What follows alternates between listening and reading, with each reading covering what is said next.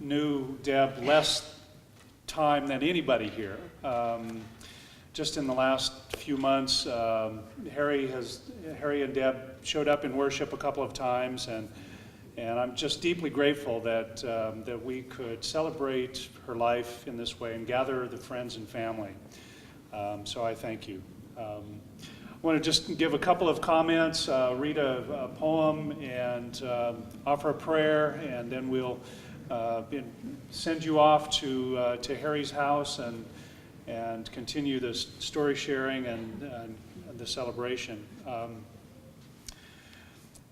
Just in talking with Harry, as we were preparing for this, I recognized that Deb is and was a restless soul, that she had restless genes in her some way, and that she was looking for something, as restless as we who are restless are looking for something, looking for wholeness or looking for completeness some way. And so the travels from Portland to Los Angeles to New York to Austin back to Portland kind of indicated that there was a search going on, and it's a good search. We understand in my faith, I understand that God works by inviting us toward wholeness from brokenness, and whatever brokenness or was in her life, God was inviting her, was beckoning her toward wholeness all of her life. The other affirmation that I want to offer is that the completeness doesn't come just all at one time. The completeness comes in places where maybe you wouldn't expect it, and some of you have told stories about that. The wholeness when you caught her smiling, which was a lot of the time, that may have been a time where she was experiencing love of friendship. I heard about the story of Sandy the dog, the pit bull, and in that moment, even as the disease took hold, there were moments of completeness and wholeness, that God was present in her life, and that was a moment of just awe and wonder and mystery throughout her life.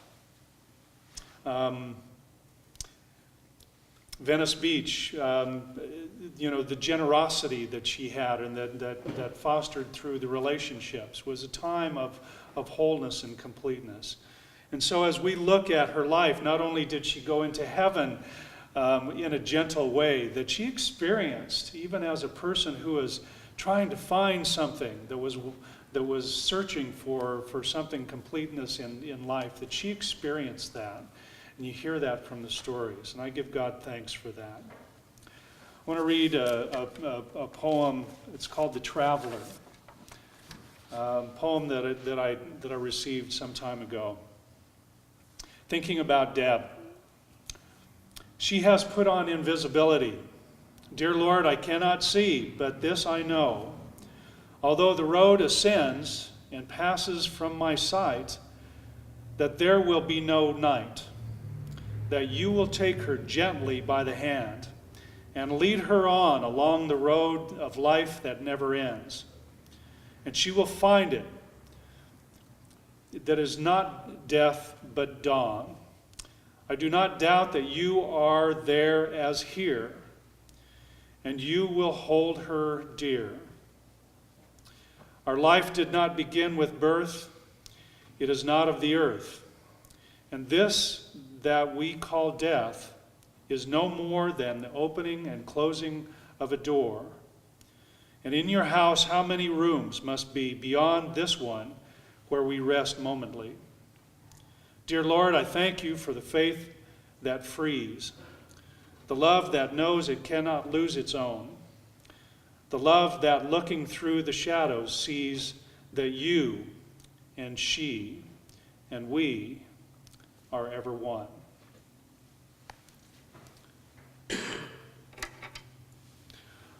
Let us pray. O God of us all, your love never ends. When all else fails, you are still God. We pray to you for one another in our need, and for all anywhere who mourn with us this day. To those who doubt, give light. To those who are weak, give your strength. To all who have sinned, give mercy. To all who sorrow, your peace. Keep true in us the love with which we hold one another. Receive Deb into the arms of your mercy. Raise her up with all of your people. Receive us also and raise us into a new life. Help us so to love and to serve you in this world, that we may enter into your joy in the world to come. Amen. And now may the peace of God, which passes all understanding, keep your hearts and minds in the knowledge and the love of God and of his Son, Jesus Christ our Lord, and the blessing of God Almighty, Creator, Christ, and Holy Spirit be among you and remain with you always. Amen.